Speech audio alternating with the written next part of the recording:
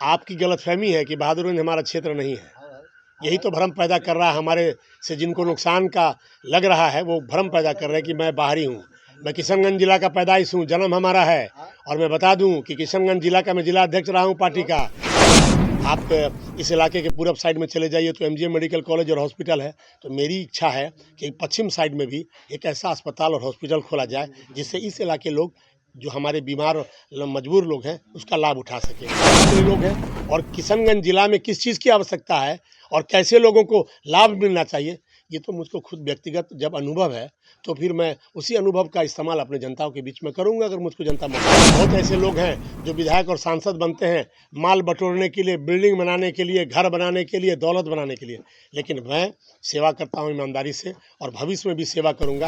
आप गढ़ अगर अपने आप को गढ़ मानते हैं तो आप देखिए कि चुनावी मुद्दा में जो कांग्रेस के प्रत्याशी कभी कहीं जा रहे हैं, कभी कहीं आ रहे हैं। गढ़ का क्या मतलब है? इससे पहले जो एमआईएम के लोग जीते, एमआईएम के लोग जीते थे ना, तो गढ़ का तो किला वहीं ढह गया। अगर गढ़ कहा जाता तो मैं समझता हूँ, जैसे मैं लगातार 5वीं बार नगर पार्षद चुना जा रहा हूँ, तो हमारा क्षेत्र हमारे लिए गढ़ है। लोग इतना कोशिश कर रहे हैं हमको हराने का, लेकिन हरा नहीं पा रहे हैं। रह गई बात कि मुसलमान को टिकट नहीं देती है, ऐसी कोई बात नहीं है। हमारे राष्ट्रीय अध्यक्ष माननीय सरदेव रामविलास पासवान जी ने लालू प्रसाद यादव जी को कहा था कि मुसलमान को मुख्यमंत्री बनाइए, तो हमारे लालू यादव जी उसे स्वीकार नहीं किए। रामविलास जी माइनॉरिटीज़ को भी लेकर के हमेशा कुछ ना कुछ अच्छा काम करते थे।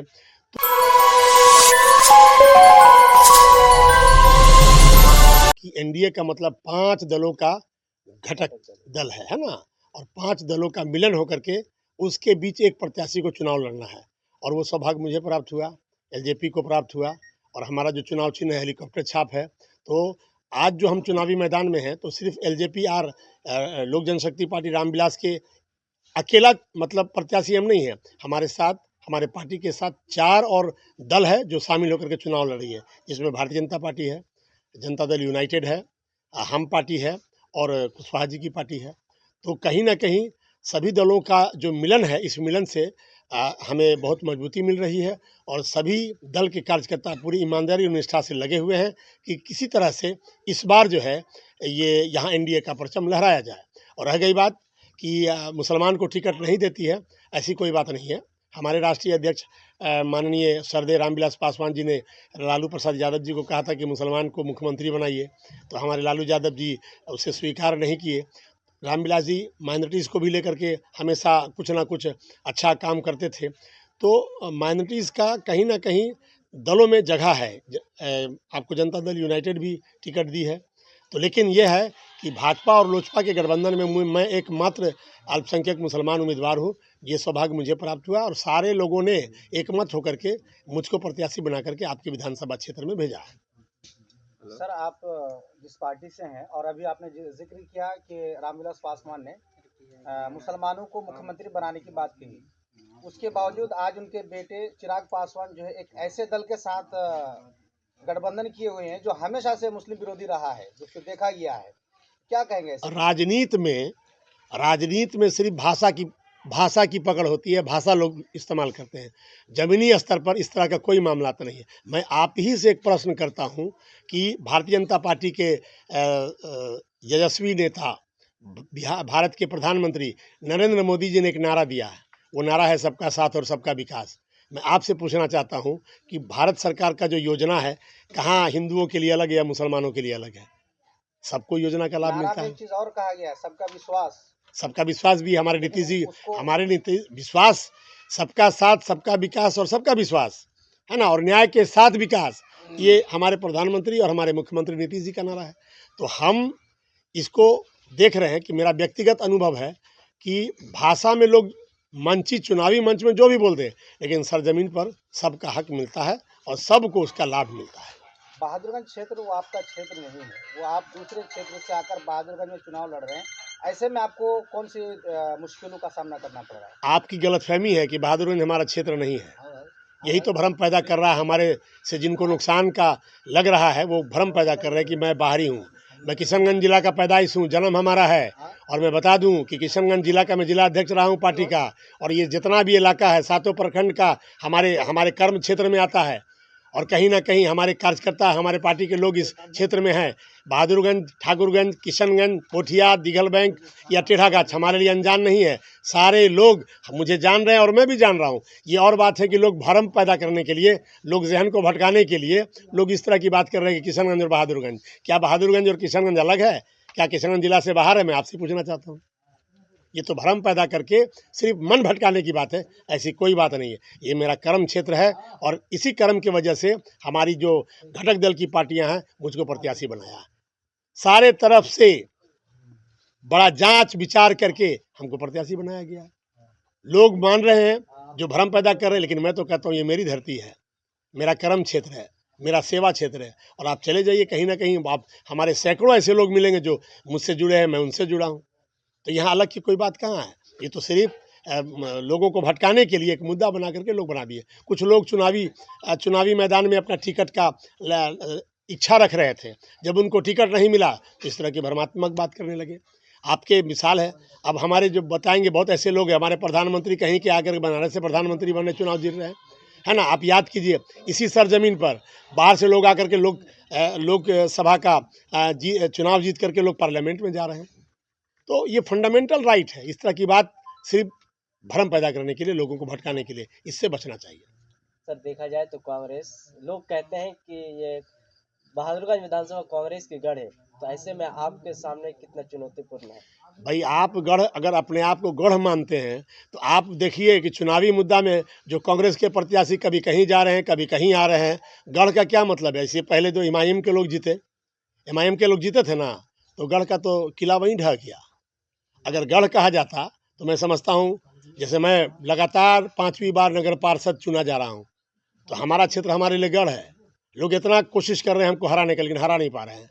तो आप जो गढ़, जो शब्द का इस्तेमाल कर रहे हैं, तो अगर गढ़ होता तो पिछली चुनाव में 2020 में आपको कांग्रेस नहीं हारता। ये गढ़ वगैरह नहीं होता है, ये आम जनता का गढ़ है।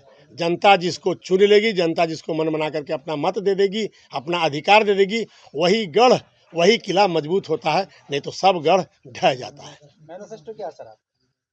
मैनिफेस्टो है मतलब जनता की सेवा करना, विकास का जो काम है, जनता के प्राथमिकता के आधार पर विकास करना। 2-3 मुद्दाएं हैं जो मैं देख रहा हूं कि अगर सरकार में शामिल हुआ तो निश्चित तौर पर कोशिश करूंगा। स्वास्थ्य के दृष्टिकोण से आप इस इलाके के पूरब साइड में चले जाइए तो एमजीएम मेडिकल कॉलेज और हॉस्पिटल है। तो मेरी इच्छा है कि पश्चिम साइड में भी एक ऐसा अस्पताल और हॉस्पिटल खोला जाए जिससे इस इलाके लोग, जो हमारे बीमार और मजबूर लोग हैं, उसका लाभ उठा सके। ये मेरी प्राथमिकता। केंद्रीय विद्यालय शिक्षा के लिए भी मैं सोच रहा हूँ कि भाई किया जाए। और आप देखते होंगे कि अचानक 12 बजे 1 बजे रात में बाढ़ आ जाता है, अचानक, है ना, बाढ़ आ जाता है और प्रशासन बाढ़ का नाम दे करके अपने कमी को छिपाती है। तो मेरे दिल दिमाग में बात है, ये क्यों बाढ़ आता है? नेपाल के सीमा से जब गेट खोला जाता है, फाटक खोला जाता है, तो अचानक 1 घंटा 2 घंटा में बाढ़ का प्रकोप आ जाता है। क्या आप लोग को लगता है कि इतनी बारिश होती है कि अचानक इतना इतना पानी भर जाए? लेकिन ये प्रायोजित बाढ़ होता है, ये प्राकृतिक बाढ़ नहीं होता है। तो मेरे प्रभारी मंत्री से भी एक बार सवाल किया था जिला के मीटिंग में कि सर, अनायास मतलब हमारे यहाँ बाढ़ आ जाती है, ये बाढ़ कैसी है? मैं तो कहता हूँ, मेरा व्यक्तिगत अनुभव है कि ये बाढ़ जो है ना, प्रायोजित है, आर्टिफिशियल है, ये नेचुरल नहीं है। सर, तीस्ता का ब्रिज, नेपाल का ब्रिज खोल दिया जाता है, हम लोग रात के गहरे नींद में 12-1 बजे सोते हैं, अचानक होता है कि बाढ़ आ गया, लोग घर दरवाज़ा छोड़ करके भागते हैं। तो ये सिर्फ कमी है सर, कि जब अगर नेपाल का ब्रिज का अगर खोला जाता है दरवाज़ा, तो कम से कम इस तरह का सिस्टम दिया जाए कि वो पानी अगर खुलता है तो ऐसा बनाया जाए नहल कि वो पानी महानंदा और गंगा में चले जाए और हमारे लोगों को क्षति नहीं हो। हम इसके कारण हमारे लोग, सैकड़ों बीघा ज़मीन वालों का ज़मीन कट जाता है, कितनी परेशानियों का, जो जिनके पास सैकड़ों बीघा ज़मीन होता है वो आज रोड पर मजबूर हो जाते हैं। तो सरकार को कहीं ना कहीं इस ओर भी, अगर आप हमको जिम्मेदारी देते हैं तो ध्यान आकृष्ट करा करके इसके लिए क्या व्यवस्था हो सकती है वो भी मैं प्रयास करूँगा। ये सब हमारी सोच है। और किशनगंज जिला में मैं पढ़ा हूँ, खेला हूँ, कूदा हूँ। हर घर आंगन में, हर प्रखंड में मैं फुटबॉल खेला, क्रिकेट खेला। लोगों से मेरा ताल्लुकात है, संपर्क है, हर जगह मेरे लोग हैं। और किशनगंज जिला में किस चीज़ की आवश्यकता है और कैसे लोगों को लाभ मिलना चाहिए, ये तो मुझको खुद व्यक्तिगत जब अनुभव है, तो फिर मैं उसी अनुभव का इस्तेमाल अपने जनताओं के बीच में करूँगा, अगर मुझको जनता मौका देती है। देखा जाए तो जनता वैसे भी नेताओं से परेशान है, वादे करते हैं चुनाव के समय फिर चले जाते हैं, तो लोग आप पर क्यों भरोसा करें?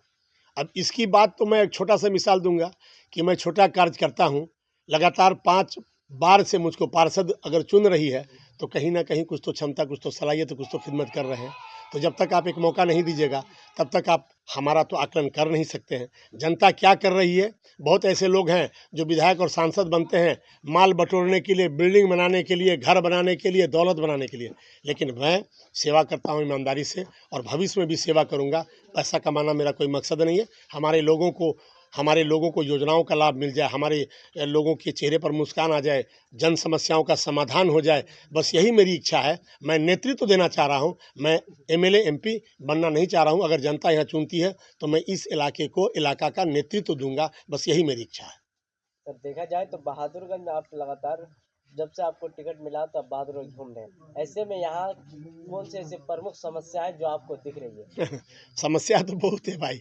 हम तो बोले कि भाई स्वास्थ्य के दृष्टिकोण से लोग मजबूर हो जाते हैं, परेशान होकर के भागते हैं, लोग बंगाल जाते हैं, बिहार के उस छोर में जाते हैं, है ना। तो कुछ 2-3 मुद्दा जो हमने बोला यही प्रमुख मुद्दा है।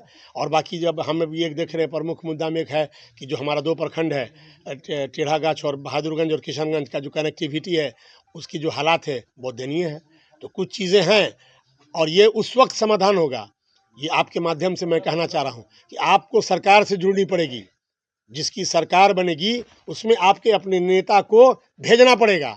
अगर सरकार बनती है और आपका नेतृत्व करने वाला सरकार में जाता है तो निश्चित तौर पर ज़्यादा से ज़्यादा समस्याओं का समाधान होगा। और व्यक्तिगत तौर पर मैं आम जनों से, बहादुरगंज जनता से ये कहना चाहूँगा कि मुझको आप मौका दीजिए, मैं ऐसा वकील बनूंगा, आपका ऐसा वकालत करूंगा उस सदन में कि निश्चित तौर पर आपके सदन के जो जज है वो मजबूर होंगे और हमारे इलाके की जो जन समस्या है उसके समाधान करने के लिए ज़्यादा से ज़्यादा संसाधन ला करके मैं दूंगा अपनी वकालत से।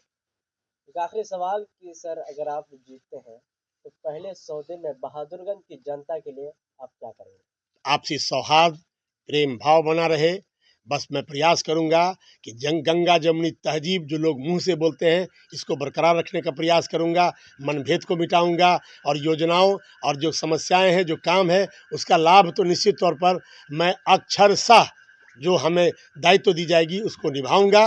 लेकिन मेरी प्राथमिकता यही रहेगी, आम जनों से मैं अनुरोध करूंगा, गुजारिश करूंगा कि हमारा जो सद्भाव और प्रेम भाव है इस पर कहीं आँच नहीं आनी चाहिए। इसको प्राथमिकता में आप लोग सौहार्द के साथ ज़िंदगी बिताइए, सब लोग आनंदमयी रहिए और हमारा समाज, हमारा परिवार, हमारा राज्य कैसे प्रगति करे इस पर ध्यान देने की आवश्यकता है। सर एक सवाल ये है कि बहादुरगंज विधानसभा जब से मजलिस इत्तेहादुल मुस्लिमीन बिहार में इलेक्शन लड़ रही है तब से यहाँ पर उसकी पकड़ बहुत ज़्यादा मजबूत है। ऐसे में एनडीए की तरफ से आप उम्मीदवार हैं, तो आपको क्या लगता है जब क्षेत्र भ्रमण करते हैं तो क्या महसूस होता है कि मजलिस इत्तेहादुल मुस्लिमीन की लहर को आप तोड़ पाइएगा? मैं किसी के लहर पर मैं नहीं जा रहा हूँ। लहर तो मैं तो बोला कि लहर आप अपने दिमाग में एक पैदा कर लिए, कोई गढ़ बोलते हैं, कोई लहर बोलते हैं, है ना। ऐसी कोई बात नहीं है।